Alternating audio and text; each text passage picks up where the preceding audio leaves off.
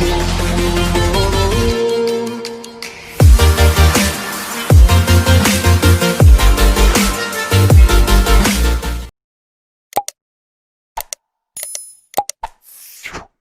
साथियों, सूर्य नगरी unique classes के यूट्यूब चैनल पे मैं उर्मिला राठी आपका हार्दिक स्वागत और अभिनंदन करती हूँ।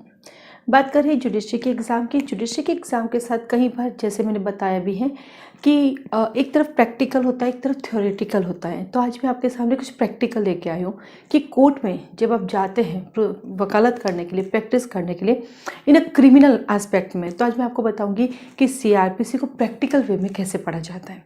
और साथ ही साथ इस वीडियो के साथ एक इन्फॉर्मेशन होगी न्यू बैच की। ठीक है, चले करते हैं। हालांकि कई बार बच्चे कहते हैं प्रचार ज़्यादा करती हूँ, पढ़ाती कम है। नहीं बेटा, मैं दोनों काम करती हूँ। मैं प्रचार भी करती हूँ, मैं पढ़ाती भी हूँ। क्योंकि मैं हर बार कहती हूँ कि यदि टीवी में ऐड नहीं आएंगी तो टीवियाँ नहीं चल पाएगी, न्यूज़पेपर में ऐड नहीं आएंगी तो न्यूज़पेपर नहीं चल पाएंगे। मैं भी बेटा कोचिंग चलाती हूँ और कोचिंग चलाने के लिए ऐड भी करना पड़ेगा, पढ़ाना भी पड़ेगा, दोनों करना पड़ेगा। कुछ लोग अखबारों में ऐड देते, बड़े बड़े ऐड देते हैं, उनके पास बहुत सारा पैसा है। मेरे पास इतना सारा पैसा नहीं कि मैं अखबारों में ऐड दूँ। तो मेरे लिए यूट्यूब भी मेरा सबसे बड़ा जरिया है आप तक अपने नए बैचेस की सूचना पहुंचाने का। ठीक है, तो इसलिए आप नाराज मत होइए, खुश होइए। ऐसा भी आप हमेशा चिढ़ते रहते हो कि नए बैच नए बैच नए बैच। फिर नए बैच चलाऊंगी, बच्चे आ रहे हैं ना, उनको कैसे इन्फॉर्मेशन मिलेगी? तो आप उनके लिए सोचिए। आप नहीं आ पाते कोई बात नहीं, आप उनके लिए सोचिए जो आना चाहते हैं। ठीक है, तो उनके लिए आप परेशान मत होइए। चलिए आज हम बात करते हैं CRPC की। CRPC प्रैक्टिकल एस्पेक्ट में कैसे पढ़ा जाता है। हम बात करते हैं CRPC की कोड जाना है तो कैसे जाते हैं। सबसे पहले आता है सेक्शन 190। 190 में जज साहब क्या लेंगे? कॉग्निजेंस। स्टार्ट कहाँ से होता है? क्रिमिनल मैटर के अंदर अगर प्रैक्टिसिंग लॉयर है तो सबसे पहले आपको पता होना चाहिए कि हम कोर्ट में मजिस्ट्रेट साहब के पास जाते हैं, मजिस्ट्रेट कॉग्निजेंस ले सके। और मजिस्ट्रेट साहब कॉग्निजेंस कैसे लेते हैं? 3 कंडीशन में। या तो पुलिस रिपोर्ट के बिहाफ पर लेंगे, या फिर कंप्लेंट फाइल करने पर लेंगे, या कोर्ट स्व मोटो लेगी। यानी आपकी स्टार्टिंग कोर्ट में होती कॉग्निजेंस। और कॉग्निजेंस 3 तरह से होते हैं। पहला पुलिस रिपोर्ट, दूसरा कंप्लेंट और तीसरा स्व मोटो। पुलिस रिपोर्ट के लिए क्या आता है? 154 FIR। अब आपको ये लगा कि मैम सीधा कोर्ट ले गई 190 में, FIR तो दर्ज हुई नहीं। वो वही बताता है 190 कि या तो आप कोर्ट में 2 वे में पहुंच सकते हो, FIR के माध्यम से कोर्ट के, या फिर आप इस्तगासा पेश करते हो। इस कंप्लेंट को इस्तगासा भी बोलते हैं। ठीक है, और इसे परिवाद भी बोलते हैं। राइट। तो कोर्ट में स्टार्टिंग कहाँ से होती है? मजिस्ट्रेट साहब की कॉग्निजेंस से। और मजिस्ट्रेट साहब कॉग्निजेंस कैसे लेते हैं? 3 टाइप से। या तो पुलिस रिपोर्ट यानी FIR दर्ज करते हैं, देन चालान पेश होता है। जो चालान पेश होता है उसको पुलिस रिपोर्ट यानी FIR दर्ज की, पुलिस चालान बनाती है और वो चालान पुलिस रिपोर्ट कहलाती है। राइट। देन आता है कंप्लेंट। कुछ ऐसे मैटर जहाँ कंप्लेंट होती है। कौन से मैटर है? Non cognizable matter. और कौन से मैटर है? जहाँ पुलिस FIR दर्ज नहीं करती, हाँ कंप्लेंट फाइल हो जाती है। और तीसरा कोर्ट स्व मोटो भी एक्शन ले सकती है। ठीक है, चलिए कोर्ट कॉग्निजेंस लेता है। कॉग्निजेंस लेते ही कोर्ट क्या करता है? यदि कोर्ट हरकत में आता है तो क्या करता है? कोर्ट आपको बुलाता है। बुलाने के लिए क्या करेगा? समन भेजेगा, वारंट जारी करेगा। नहीं आओगे तो प्रोक्लेमेशन डिक्लेयर करेगा। अर्थात chapter number 6 and chapter number 7 start करता है कोर्ट। बुलाता है आप लोगों को, आप आते हैं तो कोर्ट क्या करता है? कोर्ट आपके ऊपर एलिगेशंस लगाता है यानी चार्ज फ्रेम करता है। यहाँ जब कोर्ट आपको बुलाता है तो यहाँ पे कोर्ट ट्रायल शुरू करता है। जब आप आ जाते हो ना तो कोर्ट अपना ट्रायल का काम स्टार्ट करता है। ट्रायल चैप्टर नंबर 18, 19, 20, 21 यानी जो ट्रायल वहाँ पे सूटेबल है। जो सेशन ट्रायल है तो सेशन ट्रायल, वारंट ट्रायल है तो वारंट ट्रायल होगी, समन ट्रायल होनी तो समन ट्रायल होगी, और समरी ट्रायल होनी तो समरी ट्रायल होगी। है ना। तो कोर्ट क्या करता है? अपना ट्रायल करता है। इस ट्रायल के अंदर जब आप पढ़ेंगे सब आ जाएगा। चार्ज फ्रेमिंग करना, एक एक चीज इसके अंदर आपके पास आ जाएगी। है ना। ये लीजिए ट्रायल। ट्रायल में क्या होता है? आप आते हो, कोर्ट के सामने अपेयर होते हो, कोर्ट अपना कार्य स्टार्ट करता है। क्योंकि कोर्ट ट्रायल करता है तो क्या करता है? चार्ज फ्रेम से स्टार्टिंग कहानी होती है। Charge frame. अब ये चार्ज फ्रेम यहाँ पर भी लिख सकते हैं और ये चार्ज फ्रेम यहाँ पर भी, क्योंकि देखा जाए तो ट्रायल के अंदर ही चार्ज फ्रेम आ जाता है। समन बेच के चार्ज फ्रेम करेगा तो भी ट्रायल है। क्यों? क्योंकि जब ट्रायल स्टार्ट होती है तभी तो चार्ज फ्रेम होते हैं। कहाँ पे होते हैं? चैप्टर नंबर 17 में 211 से लेकर 200 24 तक। तो इनको इसके अंदर ही डालते हैं, क्योंकि आप जब पढ़ेंगे ट्रायल में तो यही हो जाता है। फाइनली कोर्ट यहाँ पे चार्ज फ्रेम करती है, कोर्ट अपना ट्रायल स्टार्ट करती है, प्रोसिक्यूशन को बुलाती है, क्या बोलते हैं, डिफेंडेंट को बुलाती है, दोनों के विटनेसेस को बुलाती है, जितने भी लोग उनसे रिलेटेड है उन सबको बुला के उनके एविडेंस लेती है, उनकी एग्जामिनेशन करती है। क्या करती है कोर्ट? एग्जामिनेशन। ये सब चीज़ें इसमें दी गई है। एग्जामिनेशन करना, एग्जामिनेशन कैसे होती है? 137 इंडियन एविडेंस एक्ट कितने प्रकार की होती है? चीफ, फिर क्रॉस, फिर re examination, before charge, after charge, ये सब कुछ ट्रायल में बहुत सुंदर लिखा हुआ है। तो कभी फुर्सत मिले तो ट्रायल बैठ के पढ़िएगा, वहाँ से आपको पूरा प्रैक्टिकल नॉलेज मिल जाएगा। और जब ट्रायल पढ़ेंगे तो वहीं से आपको एविडेंस के भी कुछ टॉपिक क्लियर होते जाएंगे। फाइनली ट्रायल हुई, चार्ज फ्रेम हुआ और कोर्ट ने आपको किया या तो एक्विटल या कन्विक्शन, यानी सारा काम करके समन पे आपको भेज के कोर्ट या तो एक्विटल करती है या कन्विक्शन। एक्विटल करती है आप अपने घर जाओ, कन्विक्शन करती है तो सजा भुगतो। इन दोनों ही कंडीशन में एक्विटल करेगी तो दूसरी पार्टी अपील में जाएगी और कन्विक्शन करेगी तो आप खुद जाओगे। तो यहाँ एक्विटल कन्विक्शन जब दे देती है ट्रायल कोर्ट तो यहाँ पे आ जाता अपील, फिर भागे भागे आप जाते हो अपील में। चैप्टर नंबर 29, 372 से 394। और जिन मैटर में अपील नहीं होती है उन मैटर में आप रिवीजन करते हो। चैप्टर नंबर 30, 395 से 4065, इसमें दोनों ही आ जाएंगे, अब रेफरेंस और रिवीजन। तो ये आते हो तो देखो कितना ईजी है। कॉग्निजेंस लेता है, आपको बुलाने के लिए भेजता है, चारों ट्रायल में चार्ज फ्रेम हो जाता है, जब एक्विटल और कन्विक्शन आता है तो ये। तो बाकी के सारे चैप्टर कहाँ गए? बाकी के सारे चैप्टर सपोर्टिव रूप में काम करते हैं। बाकी सारे चैप्टर सपोर्टिव रूप में, आप अरेस्ट एंड डिटेन हैं, आपको एविडेंस के लिए बुलाना है, वो ट्रायल के बीच बीच में सब चीज़ें चलती रहती हैं। जनरल प्रोविजंस क्या हैं, क्या आपको पार्डन मिलेगा नहीं मिलेगा, क्या आपको प्रोविशन का बेनिफिट मिलेगा नहीं मिलेगा, ये सारी बातें इन ट्रायल के अंदर आ जाती है। इतना सुंदर ड्राफ्ट किया हुआ है, एवरीथिंग इंक्लूड है इसके अंदर। तो जितने भी एक्स्ट्रा चैप्टर है वो सब इसी के अंदर आ जाते हैं। ठीक है, देन आता है, क्योंकि देखो यहाँ FIR की बात करते हैं तो चैप्टर 12 तो खुद ही आ गए अपने आप में, है ना। अपील, फाइनली आप अपील में गए, आप रिवीजन में गए, बट सजा वही की वही है, तो क्या हो जाएगा? उसका एग्जीक्यूशन करा दिया जाएगा। चैप्टर नंबर 32 में कहाँ से कहाँ तक? 413 से लेकर 435 तक। अब यहाँ तक पहुँचने से पहले इस ड्यूरिंग ही जब ट्रायल स्टार्ट होती है, जब कोर्ट कॉग्निजेंस लेती है और मैटर देखती हैं बेलेबल है या नॉन बेलेबल, और नॉन बेलेबल है तो कब बेल दी जा सकती है, तो यहाँ पर स्टार्टिंग में चैप्टर नंबर 32 यूज़ हो जाता है और चैप्टर नंबर 33 यूज़ हो जाता है। 33 यूज़ हो जाता है 436 से, कि यहाँ पर ही आपका जो है चैप्टर नंबर आपका 436 से 450 आ जाता है। अगर बेलेबल है तो बेल पे छोड़ दो और नॉन बेलेबल है तो उसको कस्टडी में भेज दो और ये प्रोसीडिंग होती है। अब देखिए प्रैक्टिकल कितना इजी है, बस इन्हीं चीज़ों को कंटिन्यू करना है, प्रैक्टिकल कंप्लीट हो जाता है। लेकिन जब एग्ज़ाम निकालना है तो पूरा CRPC पढ़ना पड़ता है और यहाँ पे पढ़ना भी नहीं पड़ता है, सब कुछ किताबों में देख के करना होता है। तो प्रैक्टिकली देखा जाए तो बहुत छोटा कोर्स है हम लोगों के। बस ये जो मैंने बताया ये आपके टिप्स पे होना चाहिए, ताकि जब आप कोर्ट में आर्ग्यूमेंट करो तो उन आर्ग्यूमेंट को बखूबी कर सको और आप अपने पॉइंट्स रख सको। इसके साथ फिर रेफरेंसेस, जजमेंट आते रहते हैं, लीडिंग जजमेंट आप लाते रहते हो, उनकी सबकी ज़रूरत नहीं पड़ती। अगर आपके पास लॉ मजबूत है तो आप वैसे ही कर सकते हो, क्योंकि जब आप ये यहाँ जब भी क्रिमिनल में जाते हो और अपने आप के अक्यूज्ड को बचाना होता है तो कैसे बचाओगे? IPC के चैप्टर नंबर 4 आप जाएंगे एक्सेप्शन में या प्राइवेट डिफेंस में, आधा काम तो आपका वही हो जाता है कंप्लीट।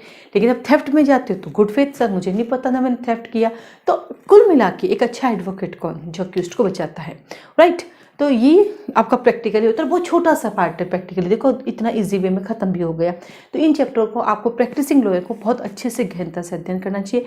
जब आप ट्रायल पढ़ने बैठोगे तो आपके दिमाग में ऑटोमेटिक IPC का चैप्टर 4 आ जाएगा, इंडियन एविडेंस एक्ट की एग्जामिनेशन आ जाएगी, साथ ही साथ 121 से 131 का प्रिविलेज कम्युनिकेशन आ जाएगा कि भाई क्या क्या है विशेष अधिकार समसूचनाएं, उसमें क्या क्या आपको बेनिफिट मिलेगा, कौन से क्वेश्चन रेज हो सकते हैं, कौन से क्वेश्चन है, ये सारा प्रैक्टिकली क्रिमिनल में चलता है। ठीक है, तो मैंने जैसे कहा कि मैं न्यू बैच की इन्फॉर्मेशन के साथ एक छोटा सा ये भी बताऊंगी प्रैक्टिकल कैसे पढ़ा जाता है, प्रैक्टिसिंग लॉयर के लिए कैसा रहता है। चलिए फिर से आगे बढ़ते हैं और बात कर रहे हैं सूर्यनगरी यूनिक लॉ क्लासेस के न्यू बैचेस फिर से स्टार्ट हो रहे 21 दिसंबर को। कब स्टार्ट हो रहे नए बैच? 21 दिसंबर को मॉर्निंग के अंदर हो रहे इस बार 8 to 10। वैसे तो टाइमिंग 7:30 से 9:30 होता है, ठीक है, बट अभी विंटर चल रहे हैं इसलिए हमारा टाइम 8 to 10 है, क्योंकि सर्दियों में जल्दी उठना थोड़ा सा दिक्कत होता है। हम लोग हर महीने बैच स्टार्ट करते हैं क्योंकि हमारा एक टारगेट चलता है कि हमें एक महीने में इस टारगेट को कंप्लीट करना है, ताकि नेक्स्ट मंथ में न्यू सब्जेक्ट न्यू बैच होते हैं। क्योंकि ऐसा नहीं है, सीआरपीसी सीपीसी लंबी चलती है, कभी 1.5 महीने भी चल जाती है, और लगभग हमारा टारगेट ही रहता है कि हम अच्छे से कराएं, 1.5 महीने में अच्छे से आपको याद तक करवा देते हैं। देखिए जनरली क्या होता है कि अगर मैं अपना कोर्स का ड्यूरेशन जो भी 7 महीने 6 to 7 मंथ है, वो अगर मैं 15 महीने करूँगी तो क्या होगा, मैं आपको सीआरपीसी 3 से 4 महीने में कंप्लीट करूँगी, तो पहले दिन क्या पढ़ा है वो भूल जाओगे। लेकिन हमने एक रिन्यूअल सिस्टम कर रखा है, क्योंकि हमारी फीस रिजनेबल है, जितनी हम मेहनत कर रहे हैं उसके अकॉर्डिंग हमारी फीस रिजनेबल है। जहाँ मेहनत नहीं होती वहाँ भी हमारी फीस से 4 गुनी फीस आपको देखने को मिलेगी। तो हमारी मेहनत के अकॉर्डिंग फीस बहुत रिजनेबल है, ये आप लोगों को पता है। जिन बच्चों ने ज्वाइन किया उनसे पूछिए, वो हमेशा ही कहते हैं कि मैम पहले लगता था फीस ज़्यादा, लेकिन आपकी मेहनत देख के लगता कुछ भी नहीं है, क्योंकि इतना मेहनत एक टीचर स्टूडेंट के पीछे लग के कोई नहीं कर सकता इतना मेहनत। फिर हमने एक रिन्यूअल का सिस्टम रखा, उससे ही फायदा है, एक नॉमिनल चार्ज के साथ पूरा सब्जेक्ट दोबारा पढ़ने को, यानी पूरा का पूरा 7 महीने का कोर्स दोबारा पढ़ने को मौका मिलता है। अन्यथा क्या होता है, पहली बार आप कानून सीखते हो, क्योंकि कहीं ऐसे लॉ कॉलेज हैं जहाँ हम लोग पूरा पढ़ के नहीं आते हैं। कुछ कॉलेजेस बहुत अच्छे हैं जहाँ फर्स्ट सेमेस्टर से पढ़ना शुरू करते हो, लेकिन कुछ कॉलेजेस में नहीं पढ़ पाते हो। तो वो आपके लिए कितना बेनिफिट है कि जहाँ मैं 4 महीने में सीआरपीसी करा रही हूँ, वहाँ आप 4 महीने में 2 बार सीआरपीसी पढ़ लोगे, क्योंकि पहली बार आप सीखते हो, दूसरी बार आपको समझ में याद होना स्टार्ट होती है। तो हमारा हमेशा एक फोकस चलता है कि किसी चीज़ को लंबा खींचने के बजाय उसको उस लेवल पे करें जितने में वो हो जाए, और उसके बाद फिर से आप कर पढ़ो तो ज़्यादा आपको मजा आता है, राइट। तो 21 दिसंबर को हमारा फिर से एक नया बैच स्टार्ट हो रहा है। न्यू बैचेस के लिए आप हमें कॉल और मैसेज कर सकते हैं। अब आती बात डेमो की कि क्या मैम डेमो मिलेगा। डेफिनेटली आप 3 दिन क्लास में बैठेंगे। रीज़न, यूट्यूब पे डेमो है, डेमो की जरूरत ही नहीं, मिला मैम कैसे पढ़ाती है। ये डेमो हम देखें ऑनलाइन क्लासेस इसलिए दे रहे हैं ताकि आप अपना नेटवर्क चेक कर सको, प्रॉपर वे में नेटवर्क चल रहा है नहीं, प्रॉपर वे में आपको आवाज़ सुनाई दे रही है नहीं दे रही है। क्योंकि मेन चीज़ है कि ऑनलाइन क्लासेस में दोनों का नेटवर्क मजबूत होना जरूरी है। अब आती है नेटवर्क चेक करवाने के लिए, 3 दिन क्लास में बैठने के लिए हम ऐसे नहीं बिठाएंगे, क्योंकि जब हम डॉक्टर साहब के पास जाते हैं, चाहे हम दवाई ले चाहे नहीं ले, डॉक्टर साहब अपनी फीस लेंगे। वही वैसे हम वकील साहब हैं कि भाई डेमो तो फ्री में है ही है, लेकिन अगर क्लास में आपको 3 डेज बैठ के देखना है कि हाँ कंफर्टेबल है नहीं, तो उसके लिए एक रजिस्ट्रेशन फॉर्म भरना पड़ेगा। और रजिस्ट्रेशन फॉर्म के लिए आपको रजिस्ट्रेशन फीस सबमिट करनी पड़ेगी, और वो है 500 रुपीज़।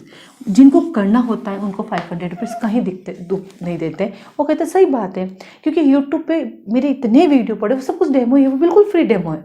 लेकिन अगर क्लास में आप बैठ के देखना चाहते हैं, देन आप ज्वाइन करना चाहते हैं, तो 3 डेज़ के लिए आपको रजिस्ट्रेशन कराना पड़ेगा। विदाउट रजिस्ट्रेशन हम क्लास में नहीं बैठने देंगे, और रजिस्ट्रेशन फ़ी आपको पे करनी पड़ेगी। देन आफ्टर 3 डेज़, तो ये आपके लिए बेनिफिट भी हो गया कि आपको पहले दिन फीस जमा कराने की जरूरत नहीं है। 3 डेज़ बैठे आराम से देखिए, देर आप फीस सबमिट कीजिए। अब कई बार बच्चों का क्वेश्चन होता है कि 500 रुपये डिडक्ट हो गए, बेटा इसका नाम रजिस्ट्रेशन फीस है। जब हम स्कूल ज्वाइन करते हैं, कॉलेज ज्वाइन करते हैं, तो वहाँ पर भी उसकी एडमिशन फ़ीस होती है। तो क्या वो एडमिशन फ़ीस आपकी उस फीस में मर्ज होती है, मेन फीस में? नहीं। तो एक जस्ट जनरल है रजिस्ट्रेशन फीस। सबसे अच्छी बात है हम आपको 3 डेज़ डेमो तो दे रहे हैं बिठा के, कई जगह तो पहले दिन ही फीस ले लेते हैं, फिर आप कैसे उसको समझेंगे कि क्या पढ़ाया जा रहा है।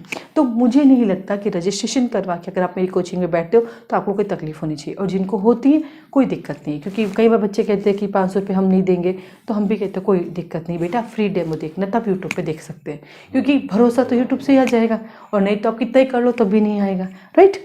फिर आता है कि एक सवाल कि आपके यहाँ हर महीने बैच स्टार्ट कैसे होते हैं। हमारा ये मानना है कि हर बच्चा एक ही समय में एक जगह नहीं पहुँच सकता, तो एक टारगेट लेके चलते हैं कि महीने में 1 तारीख को जनरली रहता है मॉर्निंग बैच, और 15 को रहता है इवनिंग बैच। लेकिन कभी कभी जैसे मुझे बीच में कोरोना हो गया, तो एक 15 दिन का गैप हुआ, तो वो 15 दिन गैप होते थोड़ा सा चेंज हो गया, तो वो चलता रहता है, रोटेशन चलता रहता है। तो इसलिए फिक्स है कि महीने में 2 बार बैच स्टार्ट होंगे, एक मॉर्निंग में एक इवनिंग में। तो दोनों में से कोई भी ज्वाइन कर सकते हैं। इवन तो अभी तो हमने इतनी सुविधाएं कर दी हैं कि अगर आपके पास ज़्यादा समय नहीं है, जॉब वाले होते हैं तो उनको जॉब के लिए निकलना होता है, तो वो एक सब्जेक्ट मॉर्निंग में अटेंड कर सकते हैं, एक सब्जेक्ट इवनिंग में। उनके लिए ईजी भी हो जाता है, और वो ईजी वे में अपने 2 सब्जेक्ट भी कवर कर सकते हैं। साथ ही साथ जिन जुडिशरी के अंदर ग्रामर की क्लासेस होती है, ग्रामर के एग्जाम में आता है grammar, like Hindi grammar, English grammar, उनकी भी क्लासेस चलती है, और उनका टाइम तो हमारा फिक्स रहता है इवनिंग के अंदर 7:30 से 8:30, वो फिक्स है। आप इंडिविजुअल ग्रामर की क्लासेस भी ज्वाइन कर सकते हैं, वो भी 7:30 से 8:30 में आप भी ज्वाइन कर सकते हैं। इसके अलावा हमारे पास टेस्ट सीरीज भी होती है। कई बच्चे टेस्ट सीरीज के लिए कॉल करते हैं, राइट। मेरी टेस्ट सीरीज थोड़ी सी महंगी लगती है लोगों को, लेकिन जब आप टेस्ट सीरीज स्टार्ट करते हो तो आपके लिए सरप्राइज है कि इतना मेहनत टेस्ट सीरीज में। हाँ जी, उस टेस्ट सीरीज़ के लिए बाकायदा आपको लिए पूरा स्ट्रेटजी प्लान होता है।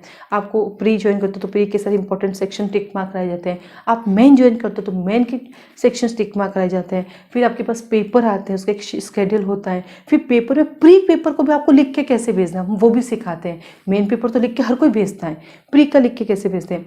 मेन का जो पेपर भेजोगे वहाँ एक PDF फाइल बना के आप हमें भेजोगे, यहाँ से चेक होगा, चेक होने के बाद वापस आपके पास आपका करेक्शन आएगा।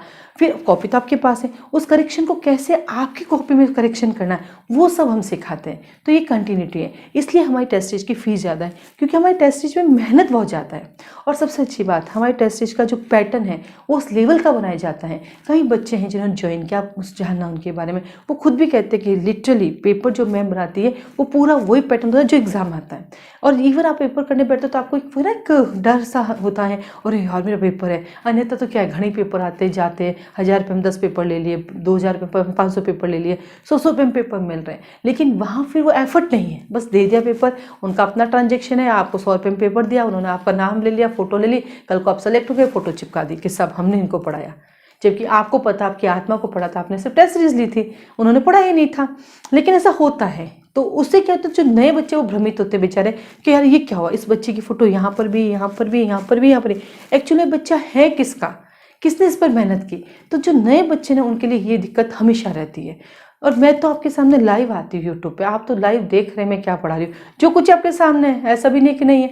तो कई बार ऐसा होता है, फिर एक भ्रम और फैल रहा है कि यूनिक्लो क्लासेस की हमारी ब्रांच है, कोई कहता है यूनिक्लो क्लासेस हमारी ब्रांच है, कोई कहता है यूनिक्लो क्लासेस की दूसरी ब्रांच है।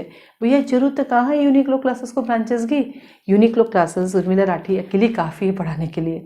वो अपना छोटा कोचिंग चलाती है, अपना 100% एफर्ट लगाती है, 100% अपना काम करती है। क्या इसको ब्रांचेस की ज़रूरत है? नहीं, ब्रांच की ज़रूरत उसको होती है जिसको अपना बिजनेस करना है। मैं भी लेती हूँ पैसे, नो डाउट, बिजनेस नहीं है, क्योंकि हम सब एडवोकेट हैं और हम वकील हैं, तो हमारा काम क्या है, फीस तो लेनी पड़ेगी। वकील साहब फ्री में काम कब तक करेंगे, घर नहीं चलाना है क्या। तो कोई वकील वकालत करके पैसे ले रहा है, कोई वकील लॉ सिखा के आपको पैसा ले रहे हैं, तो इसमें क्या दिक्कत है? कोई दिक्कत नहीं है। ये तो अच्छा ना कि हम सब एडवोकेट अपना अपना प्रोफेशन करें। देखिए, हमने अक्सर सुना है लोगों से जो एडवोकेट नहीं है, जिन्होंने लॉ नहीं कर रखी है, वो कहते हैं कि आप जब कोर्ट जाते हो तो सिर्फ वकीलों की भीड़ दिखती है। और वो एक बहुत अजीब सा कमेंट यूज़ करते हैं कि जब हम कुल्हाड़ी फेंके तो वकीलों पे गिरेगी। तो मैंने हमेशा उनको जवाब दिया कि कोर्ट में तो वकील ही जाएंगे ना, आप ऐसे कैसे कहोगे? वकील तो वकालत करने कोर्ट ही जाएगा, तो वहाँ सारे वकील ही दिखेंगे, इसमें कोई संदेह नहीं है। तो उनका अगला कमेंट आता था कि क्या है, एक वकील जो है 100 रुपये में भी बेल करा देता है, एक 500 लेता है, एक 1000 लेता है, एक 1500 लेता है, एक 5000 लेता है, एक 50,000 लेता है। तो आप सोचिए, जब दिल्ली से जोधपुर तक वकील साहब आते हैं बेल कराने के लिए, एक उसी आदमी की जिसकी जोधपुर में बेल हो रही है उसके 2 लाख ले रहे हैं। वो भी वकील साहब है, दिल्ली से जोधपुर आ रहे हैं, और जोधपुर में जो वकील साहब बेल करा रहे हैं वो भी वकील हैं, और वो 500 रुपये ले रहे हैं, 5000 रुपये ले रहे हैं, 50,000। हर वकील साहब की अपनी अपनी फीस है, जितनी वकील साहब मेहनत करेंगे वकील साहब फीस लेंगे। इसमें क्या दिक्कत है? हम नए वकील जाते हैं तो हम थोड़ी फीस कम लेते हैं, जैसे जैसे आप बड़े हो जाते हो, आपका एक्सपीरियंस बोलता है, आपका मेहनत जब ज़्यादा होता है, आपकी फ़ीस बढ़ती है ना। सेम काम के लिए वकील साहब की फ़ीस भी तो डिफरेंट होती है। कोई 500 लेता है, कोई उसी मैटर का 50,000 लेता है, और कोई उसी मैटर का 2 लाख रुपीज़ लेता है तो हम सारे वकील साहब ही और करते सारे कोर्ट का काम ही है। तो सारे वकीलों की अपनी अपनी मेहनत है, और वो अपनी मेहनत और अपने एफर्ट से पैसे लेता है। सेम वही मेरा है, मैं भी एक एडवोकेट हूँ, मैं लॉ पढ़ाती हूँ, मैं लॉ आपको सिखा रही हूँ, तो मैं अपना मेहनताना तो लूँगी, मेरी मेहनताना, मेरी मेहनत जितना तो मैं लूँगी ना। कई लोग कहते हैं कि फ़ीस बहुत ज़्यादा नहीं है बेटा, मेरी फ़ीस आप ये देखो, मेरी मेहनत बहुत ज़्यादा है। कई बच्चे कमेंट करते हैं कि आप है ना बहुत ज़्यादा प्रचार करती रहती है अपना, आपको दूसरा कुछ नहीं आता। अरे बेटा, प्रचार नहीं करूँगी तो आपको कैसे पता चलेगा? आप अंतर्यामी थोड़ी ना है कि 21 तारीख को बैच शुरू हो रहा है, या 5 तारीख को बैच शुरू हो रहा है, या 25 तारीख को शुरू हो रहा है। वो तो मुझे आकर ही करना पड़ेगा ना प्रचार। अगर तुम सब अंतर्यामी बन जाते हो तो प्रचार की जरूरत ही नहीं पड़ती है। तो इन सब कमेंट से दूर रहे, ये फालतू चीज़ें झिक बंद करें। आप अपना फोकस रखें कि आपको पढ़ना है, आपको जुडिशरी निकालना है, आपको अपना लक्ष्य लेना है, आपको अपने मम्मी पापा के सपने पूरे करने हैं, आपको अपने सपने पूरे करने हैं, आपको अपने परिवार के सपने पूरे करने हैं, अपने दोस्तों के सपने पूरे करें, आपको किसी न किसी को जवाब देने के लिए करना है। इस पर फोकस करें, बढ़ सकते इस पर कि उर्मिला मैम क्या कर रही है, उर्मिला मैम बहुत अच्छा काम कर रही है, बेचारी पढ़ाती है। अभी तो देखो पुलिस वालों के लिए भी शुरू किया है, क्योंकि वो लोग कोचिंग नहीं आ सकते, उनके पास समय नहीं होता, उनके पास वो संडे छुट्टी होती है, कोई मंडे छुट्टी होती है, वो कब कोचिंग आएगी। तो मुझे लगा नहीं यार, इन्होंने हमारे देश के लिए इतना काम कर दिए। आप में से लोगों को लगता है भ्रष्टाचार, भ्रष्टाचार बढ़ा तो हम ही रहे ना, मुझे तो कहीं भ्रष्टाचार नहीं दिखा। रीज़न क्योंकि मैंने शुरुआत ही नहीं की। यदि मेरे किसी दिन हेलमेट नहीं होता है और मेरा चालान कटता है तो बाकायदा चालान कटेगा, क्योंकि मेरी गलती थी, मैंने हेलमेट नहीं लगाया है। अगर वो चालान कट रहा है, मैंने प्रॉपर वे में चालान लिया, प्रॉपर चैनल में जाके चालान को छुड़वाया चालान को, तो कोई है ही नहीं ना। लेकिन हम अपनी गलती कभी नहीं देखेंगे, सामने वाले पे मरेंगे कि नहीं पुलिस वाले ऐसे हैं। जब मैंने शुरू किया तो कई कमेंट आए, मैंने कहा ये हमारे देश के लिए इतना काम करें, ये हमारे लिए कितना काम करें। पूरे कोरोना में देखिए वो सड़कों पे थे और हम घर में थे, हम सेफ थे, उनकी सेफ्टी कहीं नहीं थी। तो मुझे लगा चलो यार, कुछ भगवान ने मुझे मौका दिया इनके लिए कुछ करने का। इनके पास प्रमोशन के इतने मौके होते पर पढ़ने का समय नहीं होता, मैं करूँ। उसमें भी लोगों के कमेंट कि इनको क्यों फ्री में दे रहे हो। अरे क्या प्रॉब्लम है आपको? आपको तो खुश होना चाहिए कि जो हमारे लिए सदियों से काम कर रहे, हमें एक मौका मिला उनके लिए काम करने का। क्या आपत्ति है? उस पर खुशी होनी चाहिए कि चलो 2 काम हमने भी इनके लिए कर लिए, ये हमारे लिए हमेशा करते हैं। अब जाओ, लिटरली बता रही, बहुत प्यार से आपसे बात करते हैं। अगर आपके साथ कोई अनहोनी होती है, वो आपसे प्यार से बात करते हैं, और अगर आप तड़क के बात करोगे तो फिर वो वैसा बात करेंगे। मैंने तो जब भी फ़ोन किया कुछ काम के लिए, मेरा काम हमेशा हो, जबकि ना वो मुझे जानते ना मैं उनके जानती हूँ। मैं एक आम जनता की तरफ फ़ोन करती हूँ और वो मेरी एक पुलिस की हैसियत से मेरी हेल्प करते हैं। तो कई चीज़ें देखती हूँ मैं, कई कमेंट आते हैं। किसी बच्चे ने कहा कि मैम आपके पास तो कमेंट एकदम अच्छे आते हैं, हम आपकी कमेंट बॉक्स पढ़ते हैं, ये मस्त रहिए, अच्छा लगे तो पढ़िए, नहीं लगे तो इग्नोर कीजिए, कहानी खत्म कीजिए ना। लेकिन हमेशा अपने आप को सेटिस्फाइड कीजिए। कब तक जिंदगी में दूसरों की आलोचनाएं करते रहेंगे? कभी खुद के लिए करके देखिए, आपको लगेगा अरे यार एवरीथिंग इज पॉजिटिव, सब कुछ बढ़िया बढ़िया बढ़िया दिखेगा आपकी ज़िंदगी में। जब तक आपके मन में नहीं आएगा लोगों को अच्छा दिखने में, नहीं अच्छा दिखेगा आपको। मानती हूँ मैं बहुत बकवास करती हूँ, बहुत बकवास करती हूँ, लोगों के कमेंट आता है पढ़ाती कम बकवास ज़्यादा करती। बिल्कुल सही पकड़ा बेटा आपने, क्योंकि आपको बकवास इसलिए लग रही है क्योंकि आपका देखने का नजरिया अलग है। लोगों को अच्छा इसलिए लग रहा है, उनको लग रहा है, बात तो सही कह रही है। हम दुनिया की आलोचनाओं में हम अपना 2 घंटे 4 घंटे 6 घंटे 8 घंटे खराब कर देते। एटलीस्ट ये तो फायदा ना। हाँ, और जब हमने आलोचना करना बंद कर देंगे ना, हमें किसी में बुराई लगेगी नहीं, हमें सब अच्छा लगेगा। मुझे सब अच्छे लगते हैं, मैं बड़ी खुश होती हूँ, मैं हर रोज़ किसी न किसी को देख के कुछ नया सीखती हूँ, मुझे हर कोई अच्छा लगता है। रीज़न मुझे लगता है मुझे मेरा काम करना है, मैं अकेली करने वाली हूँ, मुझे इतना सा काम करना, मैं इतने के पीछे क्यों भागूँ? जब मेरा फोकस इतना, मेरा काम इतना, मैं इसको 100% दूँ ना। इधर वाला क्या करता, उधर वाला क्या करता, मुझे क्या लेना देना। मैं अपना 100% देखती हूँ। और आप देखिए हर बार मैं अपडेट लेके आती हूँ। इस बार भी सीआरपीसी का प्रैक्टिकल कितना छोटा था, कई लोगों को लगता है प्रैक्टिस कैसे करनी, कैसे, इतनी छोटी प्रैक्टिस है। बस इसी को मंथन कर लो, इसी को अपने हाथ की मुट्ठी में रख लो, इसके एक एक की पॉइंट रख लो, ट्रायल के एक एक मतलब समझ लो। आपकी क्रिमिनल वकालत इतनी बढ़िया चलेगी, आप खुद कहेंगे अरे वाह, सिर्फ 2 वर्ड जाके जैसा आपके सामने बोलना आपका काम हो जाएगा। पर उससे पहले इन चीज़ों को आपके टिप्स पे होना जरूरी। और जिस दिन ये टिप्स पे हो गया, समझ लीजिए आपकी क्रिमिनल में बल्ले बल्ले हो जाएगी। फिर एक दिन सिविल के लिए आऊँगी मैं, सिविल में भी आप लोग सिर्फ 5-6 दाव पेज देखने होते, पूरी वकालत हो जाती है, क्योंकि वहाँ तो प्रैक्टिस फिक्स है, ऑफेंस फिक्स है, प्रोसीजर फिक्स है, चेंज कुछ नहीं होना जाना है, वो फिक्स ही चलता रहता है ना। तो हमेशा अपने चीज़ को फोकस करो। दुनिया क्या करती है, हमें क्या लेना, मैं क्या करती हूँ, ये मुझे लेना देना है। तो वैसा करो, क्योंकि आपके कमेंट्स आते हैं, मैं पढ़ती हूँ, इसमें कोई संदेह नहीं है। कई बार हम भी हंसते हैं, कई बार हम इग्नोर करते हैं, लेकिन नए बैचेस के लिए आपका हमेशा वेलकम रहेगा, क्योंकि हर महीने नए बैचेस चलते हैं, बच्चे आते हैं और बच्चे खुश होते हैं। आप देखा करें मेरे कमेंट, आप देखा करें मेरा स्टेटस, आप देखा करें मेरे यूट्यूब पे, बच्चे खुद याद करके वीडियो बना के भेज रहे हैं। इससे ज़्यादा क्या क्वालिटी भरूंगी बच्चों में, आप बताइए। आपको उस लायक बना रहे हैं हम, क्या बनिए, कुछ करके दिखाइए। और वो टीचर नहीं पीछे भागते जितना हम भागते। इसीलिए हमारा नाम सूर्य नगरी यूनिक लॉ क्लासेस। सूर्य नगरी, सन सिटी, सूरज की तरह हम रोशनी पैदा करते हैं। यूनिक हम हैं क्योंकि हम स्टूडेंट से कंधा मिला के चलते, उनको वो चीज़ देते हैं जो उनके पास आज तक नहीं थी। ठीक है, और लॉ क्लासेस तो लॉ क्लासेस ही है। ठीक है, तो अधिक जानकारी के लिए आप क्लासेस ज्वाइन कर सकते हैं। मैं आज फिर से आपसे ये निवेदन करूंगी, दुनिया की आलोचना छोड़ो, ये बातें कोई नहीं समझाएगा मम्मी पापा के सिवा। मैं फालतू बकवास कर रही हूँ, नो डाउट, मुझे क्षमा करें, मेरी बातें आपको बुरी लगेगी, लिटरली मैं आपसे क्षमा मांगती हूँ, हाथ जोड़ के क्षमा मांगती हूँ। लेकिन कोई तो हो जो आपको इन चीज़ों से छुटकारा दिलाए और आपको अपना जीवन जीना सिखाए, ना कि दुनिया के पीछे भागना। आप इतना खुश हो जाओगे, आप खुद कहोगे, आप खुद फील करोगे कि इस चीज़ को अडॉप्ट करोगे अपनी लाइफ में। आप खुद 1 महीने में फील करोगे यार लाइफ कितनी ईजी है, कितना एंजॉय कर रहा हूँ, और आपको जो चीज़ें आपको करनी ऑटोमेटिक आपके पास आएगी। रीज़न, क्योंकि जब आप पॉजिटिव हो जाओगे तो आपके आसपास की सारी चीज़ें पॉजिटिव हो जाएगी, और जब आप नेगेटिव हो जाओगे ऑटोमेटिक सब कुछ नेगेटिव हो जाएगा। इसलिए कहती हूँ, बाकी तो देखो मुझे क्या लेना देना है ना, तो अपनी लाइफ अपने हिसाब से जिएंगे, लेकिन कर लोगे तो लाइफ बन जाएगी, मेरा दावा है। ठीक है, तो अधिक जानकारी के लिए आप क्लासेस ज्वाइन कर सकते हैं, रजिस्ट्रेशन फॉर्म ले सकते हैं, नंबर आपको इस पर मिल जाएंगे, आप कॉल कर सकते हैं और मैसेज कर सकते हैं। ठीक है, और कोई बात बुरी लगी तो माफ़ी चाहती हूँ। आज के लिए धन्यवाद, अपना ध्यान रखिएगा, ऑल द बेस्ट।